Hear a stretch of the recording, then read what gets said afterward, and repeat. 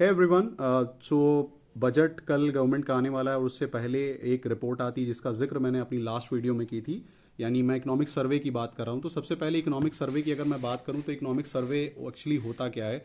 Economic survey government की एक report होती है जो ये बताती है कि लास्ट फाइनेंशियल ईयर में गवर्नमेंट ने परफॉर्म कैसे किया है और एक रोड मैप तैयार करती है वो रिपोर्ट कि आने वाले टाइम में गवर्नमेंट किस तरीके से काम करे ताकि जीडीपी ग्रोथ और एक अच्छी डेवलपमेंट और एक अच्छा परफॉर्मेंस इकोनॉमिक टर्म्स में हो पाए।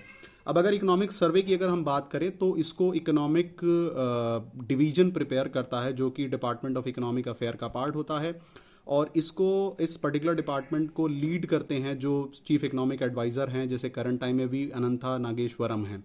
इकोनॉमिक सर्वे की अगर मैं बात करूं तो इसको बेसिकली दो पार्ट में डिवाइड किया जाता है।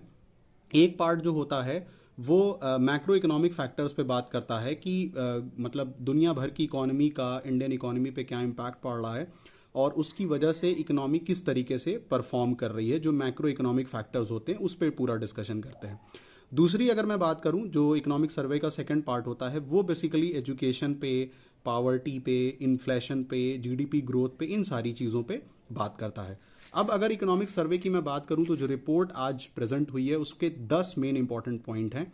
अगर समराइज किया जाए तो सबसे पहली बात कि उस इकोनॉमिक सर्वे ने बात किया कि रियल जीडीपी जो 2024-25 का रहेगा वो 6.4% रहेगा, यानी ये ग्रोथ रेट एक्चुअल में ये जीडीपी ग्रोथ रेट रहेगी। इकोनॉमिक सर्वे इस बार का ये भी कह रहा है कि एग्रीकल्चर, इंडस्ट्रियल सेक्टर ये काफ़ी अच्छा परफॉर्म कर रहे हैं। In fact industrial sector Covid time के मुकाबले उनका परफॉर्मेंस ऊपर गया है। इन्फ्लेशन की बात करें तो सर्वे कहता है कि इन्फ्लेशन भी कंट्रोल में आया है, 5.4% से 4.9% पे आया है और हमें पता है कि इन्फ्लेशन जो रहता है वो 4% से ±2 रहना चाहिए, यानी 6 मैक्सिमम है और 2 पीछे तक अगर है तो इन्फ्लेशन कोई दिक्कत नहीं। एफपीआई फॉरेन पोर्टफोलियो इन्वेस्टमेंट भी पॉजिटिव है, एफडीआई का भी काफ़ी रिवाइवल हुआ है। फॉरेन रिजर्व एक्सचेंज जो होता है, यानी जिसको हम विदेशी मुद्रा भंडार कहते हैं, उसमें भी काफ़ी स्ट्रेंथिंग आई है। काफ़ी huge amount of foreign exchange को गवर्नमेंट ने प्रोक्योर किया over the period of time.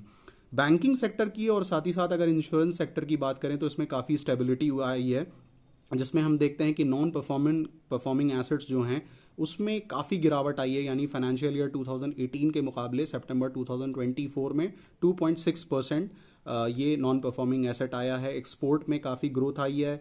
Micro small and medium enterprises अच्छा प्रेजेंट कर रही हैं, परफॉर्म कर रही हैं। डी रेगुलेशन पे बात की गई कि डी रेगुलेशन करने की ज़रूरत है और इंफ्रास्ट्रक्चर को एक की सेक्टर माना गया है कि वो अच्छे से परफॉर्म करे तो काफ़ी ग्रोथ हो सकती है।